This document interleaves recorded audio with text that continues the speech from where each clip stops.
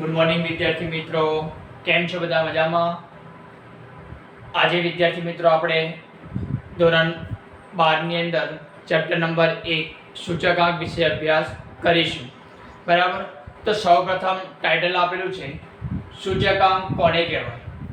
તો સૌથી પહેલા સૂચકાંકનો અર્થ સમજતા પહેલા સૂચકાંકનો ડિસ્ક્રિપ્શનમાં મીન્સ કે એનો કોન્સેપ્ટ શા માટે આપણે અભ્યાસક્રમની અંદર સૂચકાંક ભણીએ છીએ તેના વિશે આપણે સમજતા જઈએ.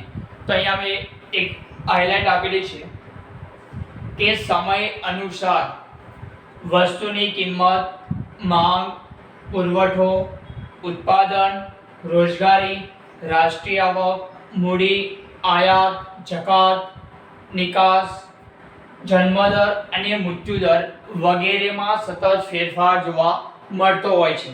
હાલ કોરોનાના સમયગાળામાં આપણે ચેક કરીએ કે જન્મદર કરતાં મૃત્યુદર કેવો થઈ ગયો છે?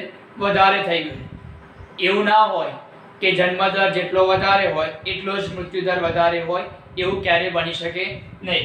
માંગ અને પુરવઠાની વાત કરીએ, કોઈ વસ્તુ બજારમાં સારી આવી હોય તો એની માંગમાં સમય અનુસાર વધારો થતો હોય, અને કોઈ વસ્તુ એવી હોય કે જે લોકોને પસંદ ના હોય તો એની માંગમાં શું થતો હોય છે? ઘટાડો થતો હોય. એવી જ રીતે આયાત અને નિકાસ, જેમ જેમ સમયગાળો જેવો સારો સમયગાળો હોય અથવા સમયગાળો ખરાબ હોય એ બેઝ ઉપર આયાત અને નિકાસમાં વધારો ઘટાડો થતો હોય. આમ સમય અનુસાર ઉત્પાદનમાં, રોજગારીમાં, રાષ્ટ્રીય આવકમાં, માથાદીઠ આવકમાં સતત ફેરફારો જોવા મળતા હોય છે. આવા ફેરફારોનો અભ્યાસ કરવા માટે કયા ફેરફારો ઉપર જે મેં કારણો આપ્યા એવા ફેરફારોનો અભ્યાસ કરવા માટે અથવા એનો વ્યવસ્થિત અભ્યાસ કરીને ભવિષ્યમાં આ જે ક્રિએટ આપેલા છે મીન્સ કે પ્રોબ્લેમ્સ આપેલા હોય તેના આયોજનનો વ્યવસ્થિત રીતે અભ્યાસ કરવા માટે કોનો ઉપયોગ કરીએ છીએ? આપણે સૂચકાંકનો અભ્યાસ કરીએ છીએ. એટલા માટે કે વ્યવસ્થિત રીતે અભ્યાસ કરવામાં આવે, કારણ કે આજે આપણે ચેક કરીએ કે ભાઈ આયાત અને નિકાસ, તો આયાત અને નિકાસમાં વધારો કરવા માટે કેવા કેવા પગલાં લેવા, કેવા ડિસિઝન સરકાર લેશે, બરાબર, વિદેશી ઉડિયામન કેવી રીતે લાવવું, તો આ બધા પગલાંનો અભ્યાસ કરવા માટે આપણે કોનો અભ્યાસ કરવો પડશે? સૂચકાંકનો અભ્યાસ કરવો પડશે. સેકન્ડ, એના પછી આપી છે કે કોઈ પણ ચલ રાશિમાં બે ભિન્ન સમયે, કોઈ પણ ચલ રાશિ મીન્સ કે કોઈ x y z આપેલી હોય તે ચલ રાશિમાં બે ભિન્ન સમયે થતા ફેરફારો માપવાની મુખ્ય બે રીતો. બે ભિન્ન સમય મીન્સ કે સમયગાળો અલગ અલગ વર્ષનો હોવો જોઈએ, નહીં કે એક જ વર્ષનો. બરાબર? તો માપવાની મુખ્ય બે રીતો આપેલી છે. ફર્સ્ટ, નિરપેક્ષ એટલે કે તફાવતની રીત, અને બીજું સાપેક્ષ માપ એટલે કે ગુણોત્તરની રીત. આ બંને પદ્ધતિઓને આપણે એક ઉદાહરણ દ્વારા સમજીએ. બરાબર? કે અહીંયા નિરપેક્ષ અથવા તફાવતની રીત કોને કહેવાય અને સાપેક્ષ માપ મીન્સ કે ગુણોત્તરની રીત કોને કહેવાય. તો અહીંયા મેં એક ઉદાહરણ લીધેલું છે કે વર્ષ 2018 માં કોઈ એક વસ્તુનો એકમ દીઠ ભાવ ₹20, જ્યારે વર્ષ 2020 માં કોઈ એક વસ્તુનો એકમ દીઠ ભાવ કેટલા રૂપિયા? ₹23. જો અહીંયા મેં એક હાઇલાઇટ આપી હતી કે કોઈ પણ ચલ રાશિમાં બે ભિન્ન સમય મીન્સ કે સમયગાળો અલગ અલગ હોવો જોઈએ, તો જ આપણે સાચી રીતે એની ગણતરી કરી શકીએ. તો અહીંયા જો બે ભિન્ન સમય, તો એક વર્ષ મેં 2018 લીધું અને વર્ષ 2020 લીધા, મીન્સ કે બંને સમયગાળો કેવો છે? અલગ અલગ. અને બંને મીન્સ કે 2018 માં કોઈ એક વસ્તુ આપણે ધારી લઈએ કે પેટ્રોલનો ભાવ એકમ દીઠ ₹20, અથવા વર્ષ 2020 માં પેટ્રોલનો ભાવ ₹23. બરાબર? આ રીતે પેટ્રોલ બી હોઈ શકે, અથવા XYZ વસ્તુ બી હોઈ શકે, ઘઉં બી હોઈ શકે, ચોખા બી હોઈ શકે. બરાબર? ચોખા આપેલા હોય તો એનો એકમ કયો હોય? પેટ્રોલ આપ્યું હોય તો એનો એકમ લીટર કહેવાય. ઘઉં આપેલા હોય અથવા ચોખા આપેલા હોય તો એને કિલોગ્રામમાં માપી શકાય. દૂધ આપેલું હોય તો એનો એકમ લીટર આપી શક્યો, લીટરમાં માપી શકાય. તો કોઈ એક વસ્તુનો એકમ દીઠ ભાવ ₹20, જ્યારે વર્ષ 2020 માં કોઈ એક વસ્તુનો એકમ દીઠ ભાવ કેટલા રૂપિયા? ₹23. હવે હું તમને એક સવાલ કરું કે અહીંયા વર્ષ 2018 અને વર્ષ 2020 માં કેટલા રૂપિયા ભાવ વધારો થયો? વર્ષ 2020 અને વર્ષ 2018 માં કોઈ એક વસ્તુના એકમ દીઠમાં ભાવ કેટલા રૂપિયા વધારો થયો? તો આપણે સામાન્ય રીતે જોઈને કહી શકીએ કે ભાઈ સર 2020 માં કોઈ એક વસ્તુનો ભાવ 23 રૂપિયા હતો, જ્યારે વર્ષ 2018 માં તે જ વસ્તુનો ભાવ 20 રૂપિયા હતો.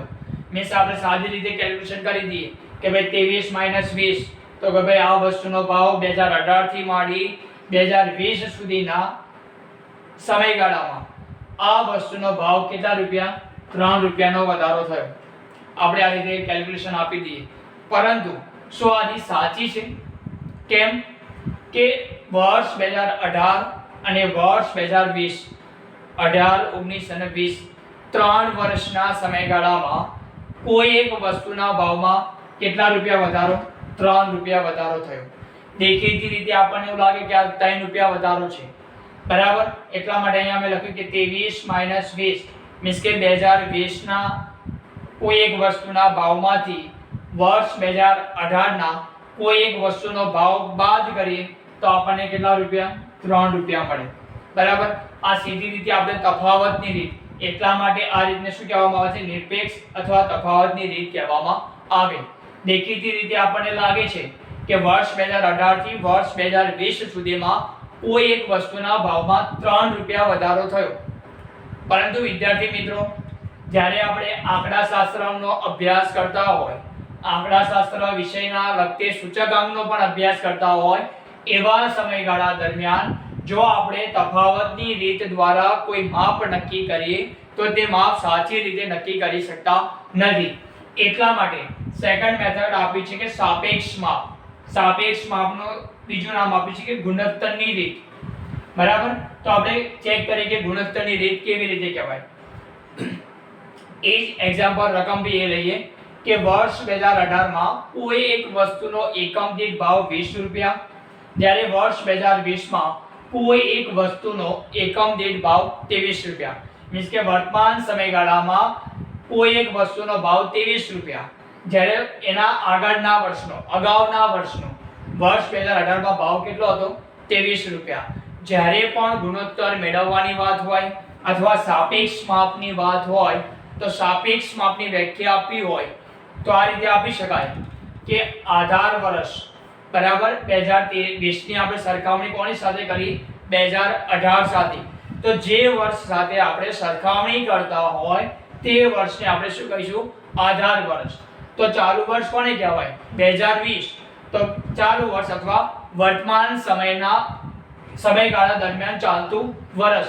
તો આપણે અહીંયા એક હાઇલાઇટ આપું કે સાપેક્ષ માપ એટલે વર્તમાન સમયનો કોઈ એક વસ્તુનો ભાવ ની અને આધાર વર્ષ 2018 ની સરખામણી કરવામાં આવે તેને ભાવ સાપેક્ષ અથવા સાપેક્ષ ટકાવારી અથવા ગુણોત્તરની રીત કહેવામાં આવે છે, બરાબર.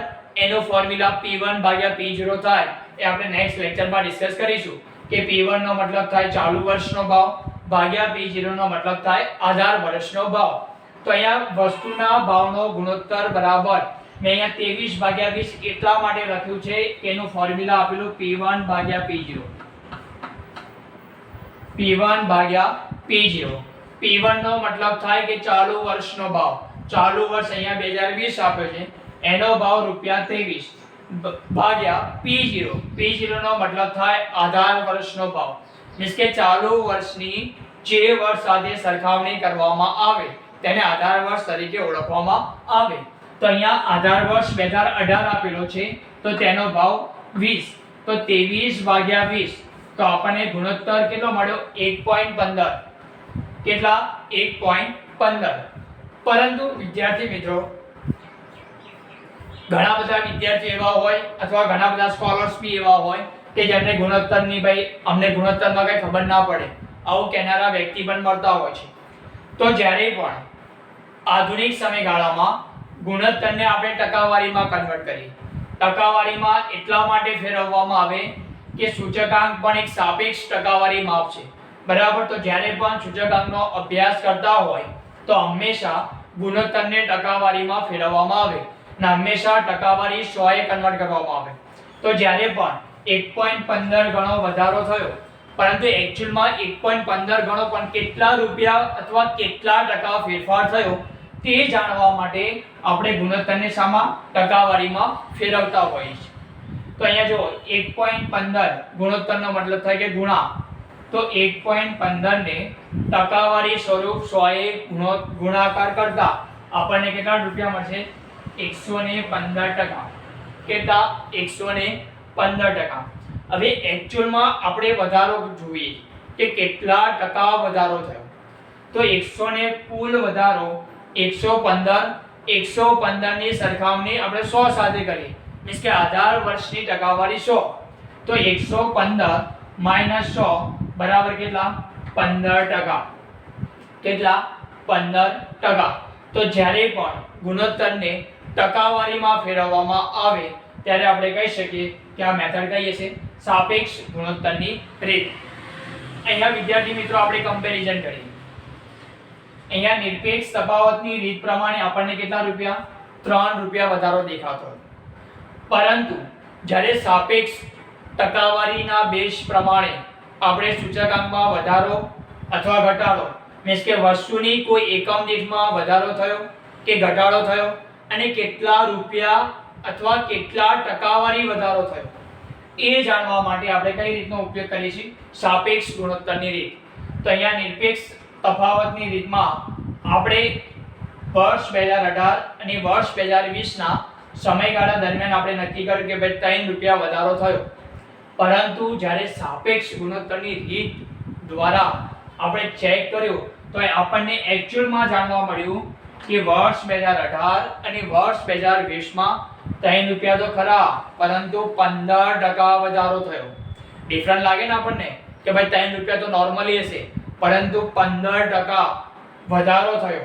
15% એટલે બહુ ઘણું બધું વધારે કહેવાય, બરાબર? તો જ્યારે પણ આપણે ન્યૂઝપેપરમાં પણ આવા સમાચાર મળતા હોઈએ કે ભાઈ 15% વધારો થયો અથવા ભાવના પેટ્રોલના ભાવમાં 3 રૂપિયા અથવા 50 પૈસા વધારે થયો, તો આપણને 50 પૈસા આપે અથવા રૂપિયો કીધેલો હોય ને તો આપણને એવું લાગે ઓહો રૂપિયો વધ્યો ખાલી. પરંતુ સૂચકાંકના કોમર્સના વિદ્યાર્થીઓ હોવાના કારણે જો આપણે એવા ન્યૂઝપેપર ઉપર ધ્યાન આપીશું કે જે રૂપિયામાં અથવા તફાવતની કમ્પેરિઝન કરતા હોય, પરંતુ એકચ્યુઅલમાં કોઈ વસ્તુનું એકમ દીઠ સમય અનુસાર કેટલા ટકા વધારો થયો એ જાણવા માટે આપણે કઈ સાપેક્ષ અને ગુણોત્તર રીતનો ઉપયોગ કરવો પડે, બરાબર? તો અહીંયા આપણને દેખીતી રીતે લાગે કે ભાઈ કોઈ એક વસ્તુનો ભાવ 3 રૂપિયા વધારો થયો, પરંતુ ટકાવારીની દ્રષ્ટિએ આપણે ચેક કરીએ ને તો એ જ વસ્તુમાં કેટલા ટકા? 15% વધારો થયો છે, બરાબર?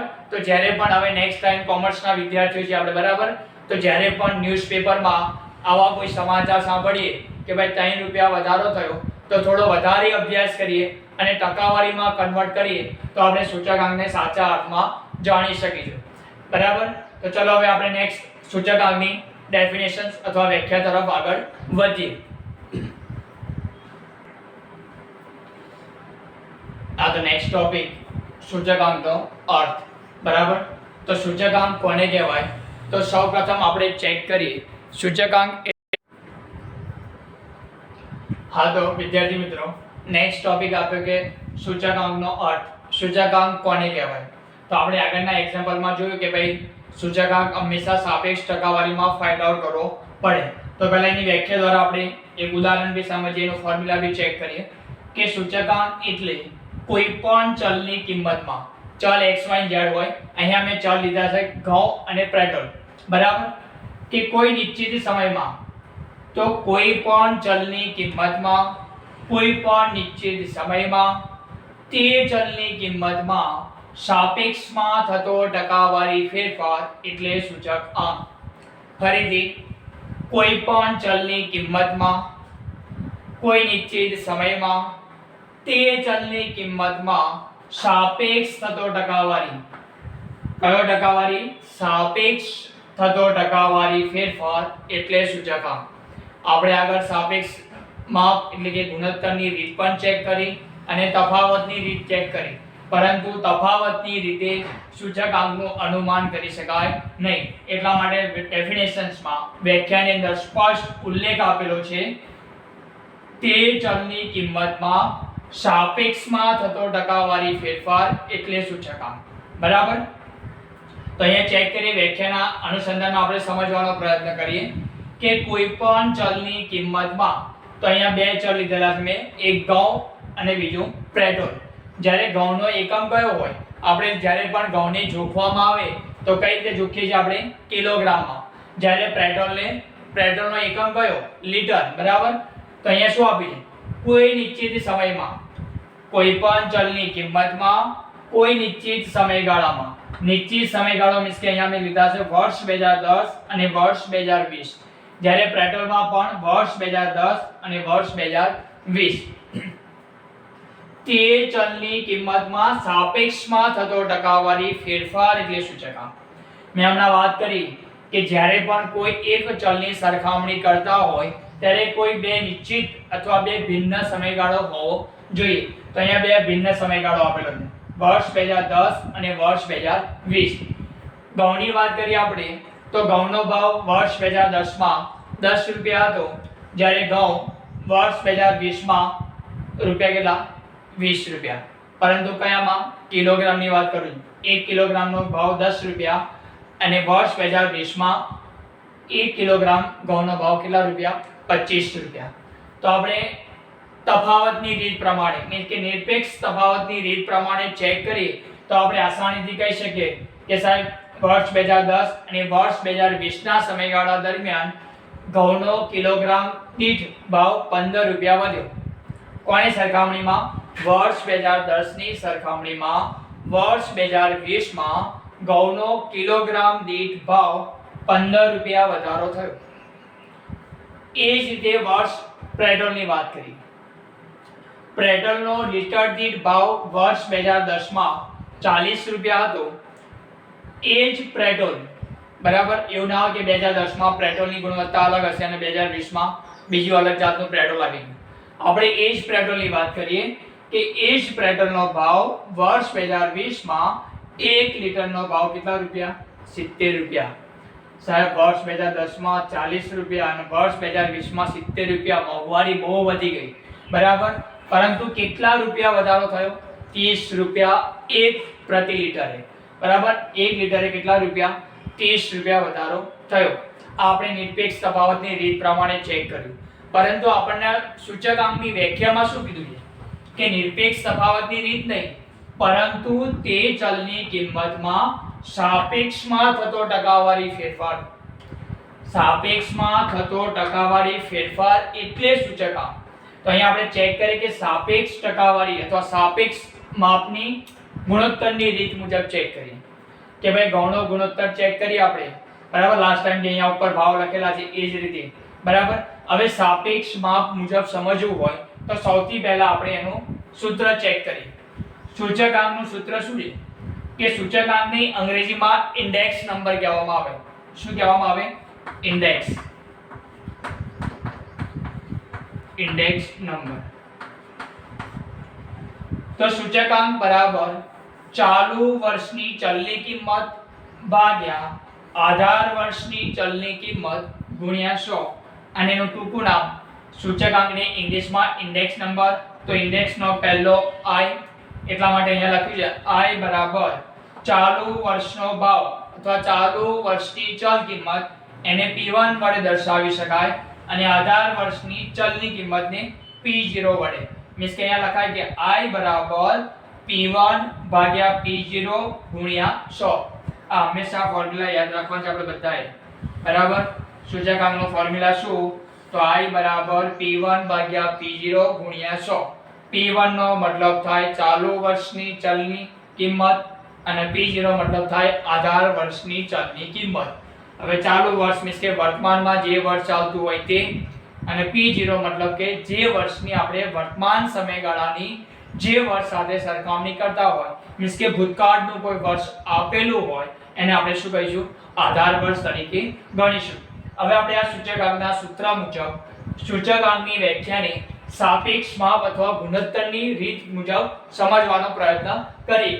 તો અહીંયા સૌપ્રથમ ગુણોત્તરની રીત, તો બે ચલ રાશિ આપી દીધી છે આપણને, ઘઉં અને પેટ્રોલ. એનો ભાવ વર્ષ 2010 માં 10 રૂપિયા અને વર્ષ 2020 માં 25 રૂપિયા, બરાબર. હવે એનો ગુણોત્તર મેળવવો છે. ગુણોત્તરનું ફોર્મ્યુલા હમણાં આપણે આગળના ઉદાહરણમાં ચેક કર્યું કે ભાઈ ભાવ સાપેક્ષ ટકાવારીમાં ફોર્મ્યુલા ત્યાં આગળ હતું P1 ભાગ્યા P0 ગુણ્યા 100. P1 નો મતલબ થાય ચાલુ વર્ષની ચલ કિંમત. તો અહીંયા વર્ષ 2010 અને વર્ષ 2020 માં 2020 આપણા માટે ચાલુ વર્ષ કહેવાય, જ્યારે ભૂતકાળનું વર્ષ એ આપણા માટે શું કહેવાય 2010 આધાર વર્ષ.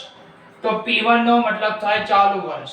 તો ચાલુ વર્ષનો ભાવ 25 રૂપિયા અને આધાર વર્ષ 2010 એનો ભાવ 10 રૂપિયા. તો 25 ભાગ્યા 10 તો આપણને ભાવ સાપેક્ષ અથવા સાપેક્ષમાં કેટલું મળ્યું 2.5. એ જ રીતે પેટ્રોલનો ભાવ. પેટ્રોલમાં ચાલુ વર્ષનો ભાવ 70 રૂપિયા, જ્યારે વર્ષ 2010 મીન્સ કે આધાર વર્ષ અથવા P0 બરાબર કેટલા 40. તો 70 ભાગ્યા 40 તો આપણને જવાબ મળશે 1.75. હવે આ શું વાત થઈ સાપેક્ષ મીન્સ કે ગુણોત્તર. હવે આપણે ગુણોત્તરમાં ફેરવીએ તો ગુણોત્તરમાં જોઈએ તો ઘઉંના ભાવમાં 2.5 ગણા થઈ ગયા. આપણે કહીએ કે ભાઈ ભાવ આટલા ગણા વધી ગયા. તો કેટલા ગણા વધ્યા અહીંયા ઘઉંના ભાવમાં 2.5, જ્યારે પેટ્રોલના ભાવમાં 1.75 ગણા થઈ ગયા. પરંતુ કોની સરખામણીમાં?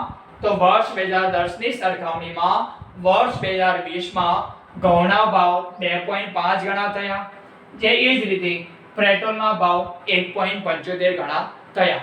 હવે અહીંયા સાપેક્ષ માપમાં થતો ટકાવારી ફેરફાર મીન્સ કે ગુણોત્તરને હવે આપણે શામાં ફેરવવા પડશે? ટકાવારીમાં ફેરવવા પડે. તો અહીંયા આપણે ટકાવારીમાં ફેરવીએ તો 2.5 ગુણ્યા 100 બરાબર 250. એ જ રીતે 1.75 ગુણ્યા 100, ટકાવારી હંમેશા 100 એ ફેરવવી પડે. તો 1.75 ગુણ્યા 100 બરાબર 175. હવે કેટલા રૂપિયા અથવા કેટલા ટકાવારી ફેરફાર થયો એ જાણવા માટે આપણે શું કરીશું કે ભાઈ 2.50 ગુણ્યા 100 બરાબર 250% વધારો. તો 250 માંથી 100 બાદ કરીએ તો આપણને ઘઉંના ભાવમાં વર્ષ 2010 ની સરખામણીમાં વર્ષ 2020 માં ઘઉંનો કિલોગ્રામ દીઠ ભાવ 150% વધારો થયો. બરાબર. ચેક કરવું હોય તો તમે કરજો. 10 વત્તા 150%. તો 10 ના 150% કરજો તો તમને 15 રૂપિયા વધારો દેખાશે. તો 10 વત્તા 15 તો 25 રૂપિયા આવી જશે. આ રૂપિયામાં દેખીતી રીતે ચેક કર્યું. જ્યારે ટકાવારી સૂચકાંકની રીત પ્રમાણે સાપેક્ષ ટકાવારી ફેરફાર કરવો હોય તો આ રીતે ચેક કરવું પડે. આમ વર્ષ 2010 ની સરખામણીમાં સાપેક્ષ ટકાવારી માપ મુજબ વર્ષ 2010 માં ઘઉંનો કિલોગ્રામ દીઠ ભાવ વર્ષ 2020 માં કેટલા ટકા? 150% વધારો થયો એમ કહેવાય. એ જ રીતે પેટ્રોલના ભાવમાં વર્ષ 2010 ની 1 લિટર દીઠ ભાવની સરખામણીમાં વર્ષ 2020 ના 1 લિટર પેટ્રોલ દીઠ ભાવમાં 75% કેટલા 75% વધારો થયો કહેવાય. આમ આ રીતે સૂચકાંક શોધી શકાય. આમ સૂચકાંક એક સાપેક્ષ ટકાવારી માપ છે. કેવું? સાપેક્ષ ટકાવારી માપ છે. બરાબર. તો વિદ્યાર્થી મિત્રો આ હતો સૂચકાંકનો અર્થ, તેનો ફોર્મ્યુલા. આ બંને વસ્તુ આપણે ઉદાહરણ દ્વારા સમજ્યા. નેક્સ્ટ આના પછીના લેક્ચરમાં આપણે ચેક કરીએ કે સૂચકાંકના લક્ષણો કેવા કેવા હોય અને સૂચકાંક કેવી રીતે કેલ્ક્યુલેશન કરવામાં આવે છે. આ તો વિદ્યાર્થી મિત્રો એના પછી નેક્સ્ટ ટોપિક આપ્યો છે સૂચકાંકના લક્ષણો. બરાબર. ટોટલ 5 સૂચકાંકના લક્ષણો આપેલા છે. આપણે આગળ ચેક કરીએ કે સૂચકાંક કોને કહેવાય, સૂચકાંકનું ફોર્મ્યુલા કયું. બરાબર. હવે અહીંયા સૂચકાંકના લક્ષણો આપણે જાણીએ કે જે રીતે માણસના લક્ષણો હોય એવી રીતે સૂચકાંકના લક્ષણો કયા કયા. તો પહેલું લક્ષણ આપ્યું છે કે જુદા જુદા એકમો વાળી ચલની કિંમતમાં થતા ફેરફારને સૂચકાંક દ્વારા સરખાવી શકાય. કયા એકમો વાળી? જુદા જુદા એકમો વાળી. આપણે આગળ એક્ઝામ્પલ ચેક કર્યું હતું કે ઘઉંનો એકમ કેવો હોય? કિલોગ્રામ. બરાબર. જ્યારે પેટ્રોલનો એકમ કેવો હોય? લીટર. આપણે બંને આગળ એક્ઝામ્પલમાં ઘઉંનો એકમ કિલોગ્રામ અને પેટ્રોલનો એકમ પણ લીટરમાં હોય તે બંનેની સરખામણી કરી કે ભાઈ વર્ષ 2010 અને વર્ષ 2020માં ઘઉંના સરખામણીમાં આટલો વધારો થયો અને પેટ્રોલના ભાવમાં પણ આટલો વધારો થયો. મીન્સ કે જુદા જુદા એકમો, અહીંયા એકમ કિલોગ્રામ, અહીંયા લીટર, તો પણ આપણે બંનેની સાપેક્ષ ટકાવારી મીન્સ કે સૂચકાંક દ્વારા જુદા જુદા એકમો વાળી ચલની કિંમતમાં થતા ફેરફારને જો સરખામણી કરવી હોય તો સૂચકાંક દ્વારા કરી શકાય.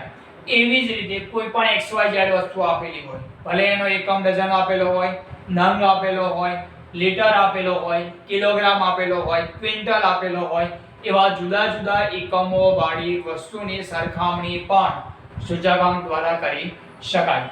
નેક્સ્ટ એના પછી સેકન્ડ નંબરનું લક્ષણ સૂચકાંક સાપેક્ષ માપ છે. કેવું માપ? સાપેક્ષ માપ છે. તેથી તે એકમથી મુક્ત છે. આપણે અત્યાર સુધી તો ખાલી બે જ વસ્તુના સૂચકાંક ગણ્યા કે ઘઉંનો એકમ અને પેટ્રોલનો એકમ લીટર આપેલો હોય અને ઘઉંનો એકમ કિલોગ્રામમાં આપેલો હોય તો એનો આટલા ટકાવારીમાં ફેરફાર થયો, આટલો ફેરફાર અથવા આટલો વધારો થયો. પરંતુ વિદ્યાર્થી મિત્રો, જેમ જેમ આગળ આપણે અભ્યાસ કરતા જઈશું તેમ એક્ઝામ્પલની અંદર એક કરતાં વધુ વસ્તુઓ આપેલી હશે અને હરેક વસ્તુઓના એકમ કેવા હશે? અલગ અલગ. દાખલા તરીકે કોઈ વસ્તુનો એકમ કિલોગ્રામ આપેલો હોય, કોઈ વસ્તુનો એકમ ક્વિન્ટલ આપેલો હોય, કોઈ વસ્તુનો એકમ ડઝન આપેલું હોય, કોઈ વસ્તુનો એકમ મીટર આપેલા હોય અને લીટર પણ આપેલો હોય. મીન્સ કે જુદા જુદા એકમો વાળી વસ્તુઓની જ્યારે આપણે સૂચકાંક શોધવો હોય તો પણ શોધી શકાય. એટલા માટે અહીંયા લખ્યું છે તેથી તે એકમથી કેવી છે? મુક્ત છે. અહીંયા એક વસ્તુનો હતો તો આપણે લાસ્ટમાં કહી શકીએ કે ભાઈ 125% વધારો કોના એકમ ભાવમાં? ઘઉંનો. પરંતુ જ્યારે જુદા જુદા એકમો વાળી વસ્તુના ભાવમાં ટકાવારી ફેરફાર થતો હોય અને સૂચકાંક શોધવાનું કીધેલું હોય તો આ બધી જ વસ્તુઓના સૂચકાંક શોધી શકાય. એટલા માટે આંકડાશાસ્ત્રીઓએ સૂચકાંકનું માપ કેવું રાખ્યું છે? એકમથી મુક્ત. બરાબર? એટલા માટે એને શું કહેવામાં આવે છે? સાપેક્ષ માપ કહેવામાં આવે છે. ત્રીજું, સૂચકાંક એ તુલનાત્મક આંક છે. મીન્સ કે સૂચકાંક દ્વારા કોઈ પણ વસ્તુઓની તુલના કરી શકાય. ફોર એક્ઝામ્પલ અહીંયા ધારી લઈએ આપણે કે ઘઉંનો એકમ કિલોગ્રામ અને પેટ્રોલનો એકમ લીટર. અહીંયા શું કીધું છે કે તુલના કરી શકાય. સૂચકાંક દ્વારા એક વસ્તુની બીજી વસ્તુ સાથે તુલના કરી શકાય. આપણે જ્યારે પણ બેઠેલા હોય, કોઈ ટાઈમે ન્યૂઝપેપર વાંચતા હોય તો પણ આવા આપણે મંતવ્ય આપણે જાતે કાઢતા હોઈએ છીએ કે ભાઈ પેટ્રોલનો ભાવ ડીઝલ કરતાં આટલો ઓછો, પેટ્રોલ કરતાં ડીઝલનો ભાવ આટલો વધારે. બરાબર? તો અહીંયા શું કરી શકીએ છીએ? આપણે તુલના કરી શકીએ છીએ. બરાબર? તુલના કરી શકતા હોય તો આપણે એને કહી શકીએ કે ભાઈ સૂચકાંક દ્વારા કોઈ પણ વસ્તુની તુલના કરી શકાય. અહીંયા મેં ઘઉં અને પેટ્રોલની તુલના કરી હતી. એ રીતે તમે પેટ્રોલ અને ડીઝલની પણ તુલના કરી શકો. બરાબર? આપણે શાકભાજીમાં પણ તુલના કરીએ છીએ કે ભાઈ બટાકાના ભાવ આટલા અને ડુંગળીના ભાવ આટલા, તો પણ એની તુલના સૂચકાંક દ્વારા કરવી હોય તો પણ કરી શકાય. નેક્સ્ટ પોઈન્ટ નંબર 4, સૂચકાંક એ કોઈ પણ ચલની કિંમતમાં થતો સાપેક્ષ ટકાવારી ફેરફાર દર્શાવે છે. આપણે સૂચકાંકની વ્યાખ્યા જોઈ હતી કે કોઈ પણ ચલની કિંમતમાં કોઈ નિશ્ચિત સમયમાં તે ચલની કિંમતમાં સાપેક્ષ થતો ટકાવારી ફેરફાર. એટલે સૂચકાંકનો જે પણ જવાબ આવતો હોય એને કયા સ્વરૂપે દર્શાવી શકાય? આપણે ટકાવારી સ્વરૂપે દર્શાવી શકાય છે. બરાબર વિદ્યાર્થી મિત્રો? એટલા માટે અહીંયા લખ્યું છે કે સૂચકાંક એ કેવો ફેરફાર? સાપેક્ષ તો ખરો, પણ કેવો? ટકાવારી સ્વરૂપે દર્શાવી શકાય તેવું એક માપ એટલે કે સૂચકાંક. અને લાસ્ટ કે સૂચકાંક પોઈન્ટ નંબર 5, સૂચકાંક એ વિશિષ્ટ સરેરાશ. સરેરાશનો મતલબ શું થાય? મધ્ય. બરાબર? જે ચલની કિંમતમાં થતા ફેરફારોની સાપેક્ષ ટકાવારી દર્શાવે છે. હવે અહીં આપ્યું છે સરેરાશ. આપણે ધોરણ 11 માં અભ્યાસ કરી ચૂક્યા કે ભાઈ સરેરાશનો મતલબ થાય મધ્ય. મધ્યકમાં પણ અલગ અલગ પ્રકાર હતા. મિશ્ર મધ્યક, ભારિત મધ્યક, હરાત્મક મધ્યક, ગુણોત્તર મધ્યક. બરાબર? તો અહીંયા શું કીધું છે? વિશિષ્ટ સરેરાશ. તો સૂચકાંક આ બધા જ મધ્યક કરતા વિશિષ્ટ એટલે કે અલગ છે, બરાબર. પરંતુ વિશિષ્ટ સરેરાશ એટલા માટે કહેવામાં આવે છે કે સૂચકાંક એ ભારિત સરેરાશનો એક ભાગ છે અને એ પણ કયા સ્વરૂપે દર્શાવીએ છીએ આપણે? ટકાવારી સ્વરૂપે દર્શાવીએ છીએ. એટલા માટે સૂચકાંકને એક વિશેષ સરેરાશ તરીકે પણ ઓળખવામાં આવે છે. તો વિદ્યાર્થી મિત્રો, આ સૂચકાંકના લક્ષણો હતા, બરાબર. યાદ રાખવા માટે અહીંયા મેં જો હરેક પોઈન્ટની નીચે અંડરલાઈન કરેલી કે ભાઈ જુદા જુદા એકમો વાળી કોઈ પણ ચલની કિંમતો આપેલી હોય તો એની સૂચકાંક દ્વારા સરખામણી કરી શકાય. સેકન્ડ, સૂચકાંક સાપેક્ષ માપ છે. થર્ડ, સૂચકાંક દ્વારા તુલનાત્મક બે કે તેથી વધુ એકમો વાળી વસ્તુઓનો આપણે શું કરી શકીએ છીએ? તુલનાત્મક દ્વારા અભ્યાસ કરી શકીએ છીએ. ચોથું, સૂચકાંકને ટકાવારી સ્વરૂપે દર્શાવી શકાય. અને લાસ્ટ, સૂચકાંક એક વિશિષ્ટ સરેરાશ છે, બરાબર. આ હતા સૂચકાંકના લક્ષણો. તો અંડરલાઈન કરેલા પોઈન્ટ યાદ રાખવા જેથી ઝડપથી તમને કોઈ ક્વેશ્ચન યાદ રહી જાય, બરાબર. ક્વેશ્ચનમાં અથવા એમસીક્યુમાં પૂછી શકાય કે સૂચકાંક એ ખાલી જગ્યા માપ છે તો આપણે લખી શકીએ કે સાપેક્ષ માપ તો ખરું પણ કેવું? ટકાવારી સ્વરૂપે પણ સૂચકાંકને દર્શાવી શકાય, બરાબર. તો આ હતા સૂચકાંકના લક્ષણો. નેક્સ્ટ, એના પછી નેક્સ્ટ ટોપિક આ તો વિદ્યાર્થી મિત્રો એના પછી નેક્સ્ટ ટોપિક આપણે કે સૂચકાંકના ઉપયોગો. કઈ કઈ જગ્યાઓ પર સૂચકાંકની જરૂરિયાત ઊભી થાય છે એના વિશે આપણે અભ્યાસ કરીએ. નંબર 1, આયાત નિકાસના સૂચકાંક. તો એના અંદરમાં આયાત નિકાસની નીતિ નક્કી કરવા માટે જ્યારે પણ સરકારને વિદેશમાં કોઈ વેપાર કરવાનો હોય અથવા ભારતમાંથી કોઈ વસ્તુની નિકાસ કરવાની હોય અથવા વિદેશમાંથી કોઈ વસ્તુની આયાત કરવાની હોય ત્યારે આયાત નિકાસની નીતિ નક્કી કરવા માટે પણ સૂચકાંક ખૂબ જ મહત્વની ભૂમિકા ભજવે છે. સેકન્ડ, ઉડિયામણના દર, વેપારની તુલના કરવા વગેરેનો અભ્યાસ કરવા માટે પણ આયાત નિકાસના સૂચકાંક નક્કી કરવામાં આવે છે. નેક્સ્ટ, એના પછી ઔદ્યોગિક ઉત્પાદનના સૂચકાંક. તો ઔદ્યોગિક ઉત્પાદનના સૂચકાંક દ્વારા દેશમાં ઔદ્યોગિક વિકાસ દર કેટલો વધ્યો, કેટલા નવા ધંધા શરૂ થયા, કેટલી રોજગારીની તકો ઊભી થઈ તે જાણવા માટે પણ સૂચકાંકનો ઉપયોગ કરવામાં આવે છે. નેક્સ્ટ, એના પછી આપેલું છે દેશની ઔદ્યોગિક પ્રગતિ જાણવા માટે, બરાબર. કે ભાઈ કયા એરિયાની અંદર ભારતના, ફોર એક્ઝામ્પલ આપણે દેશની વાત કરીએ તો ભારતમાં અમેરિકા કરતાં ભારતમાં ઔદ્યોગિક વિકાસ દર કેટલો, ભારતમાં અથવા ભારતની કમ્પેરિઝન જાપાન સાથે કરીએ તો જાપાનની કમ્પેરિઝનમાં ભારતમાં ઔદ્યોગિક ઉત્પાદન કેટલું થાય છે, ઔદ્યોગિક ક્રાંતિ કેટલી વધારે થઈ, એની સરખામણી આપણે કોના દ્વારા? સૂચકાંક દ્વારા કરી શકીએ છીએ. સેકન્ડ, થર્ડ પોઈન્ટ, રોજગાર અને ધંધાનો સૂચકાંક. દેશની રોજગારી અને બેરોજગારીની માહિતી જાણવા માટે હવે આપણે ન્યૂઝપેપરમાં પણ વાંચીએ છીએ જ્યારે ત્યારે કે ભાઈ જુદા જુદા આંકડા દર્શાવવામાં આવે છે કે ભારતમાં આટલા લોકો બેરોજગાર, ભારતમાં આટલા લોકો રોજગાર. તો એ આંકડા નક્કી કરવા માટે પણ સૂચકાંકનો ઉપયોગ કરવામાં આવે છે. મીન્સ કે અર્થશાસ્ત્રની અંદર જ્યારે પણ કોઈ આંકડા નક્કી કરવામાં આવે ત્યારે એ આંકડાનું સચોટ માપ મેળવવા માટે સૂચકાંકનો ઉપયોગ કરવામાં આવે છે. સેકન્ડ, એના પછી માનવ શક્તિના આયોજન માટે જરૂરી માર્ગદર્શન પણ સૂચકાંક પૂરું પાડે છે. ભારત આપણે કહીએ છીએ બધા કે ભારત પાસે ઘણું બધું યુવા ધન છે, ભારતમાં એટલા બધા યુવાનો હોય છે પરંતુ પણ કેવા યુવાનો? બેરોજગાર યુવાન છે. જો એ બેરોજગાર યુવાન પોતાની શક્તિ ભારતના કોઈ ઔદ્યોગિક વિકાસમાં અથવા કોઈ રોજગાર અથવા ધંધામાં લગાવે તો એનું માર્ગદર્શન પૂરું પાડવા માટે પણ સૂચકાંકનો ઉપયોગ કરવામાં આવે છે. નેક્સ્ટ, એના પછી ટોપિક આપ્યો છે જથ્થાબંધ ભાવનો સૂચકાંક. તો જથ્થાબંધ ભાવના સૂચકાંકના આધારે આપણે અર્થતંત્રની અંદર અથવા માર્કેટની અંદર ફુગાવાની કોઈ પરિસ્થિતિ ઊભી થાય, બરાબર, એવા ફુગાવાની પરિસ્થિતિને નિયંત્રણ કરવા માટે જથ્થાબંધ ભાવનો સૂચકાંક પણ ખૂબ જ મહત્વની ભૂમિકા ભજવે છે.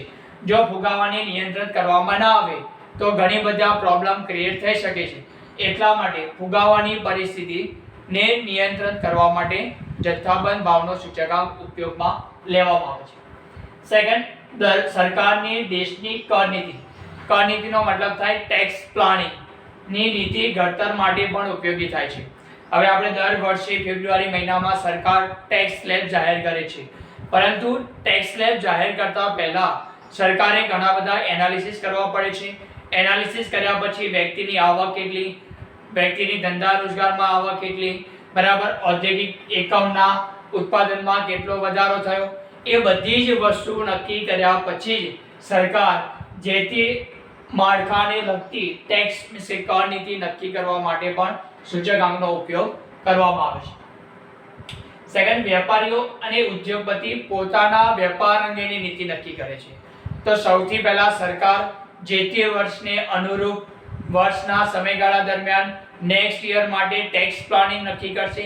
એ ટેક્સ પ્લાનિંગના આધારે વેપારીઓ અને ઉદ્યોગપતિઓ પોતાની ધંધાના અહીં આપી કે પોતાના વેપાર અંગે મીન્સ કે પોતાના વેપાર ધંધાને કેવી રીતે ચલાવવું, નેક્સ્ટ યરમાં કેવી રીતે પ્લાનિંગ કરવું, કેટલા રૂપિયા નફો કમાવો, બરાબર, કઈ જગ્યા ઉપરથી કઈ વસ્તુ લાવશો, કેટલા પૈસામાં લાવીશું, તે અંગેની તમામ નીતિ નક્કી કરવા માટે કોનો ઉપયોગ કરવામાં આવે છે? સૂચકાંકનો ઉપયોગ કરવામાં આવે છે.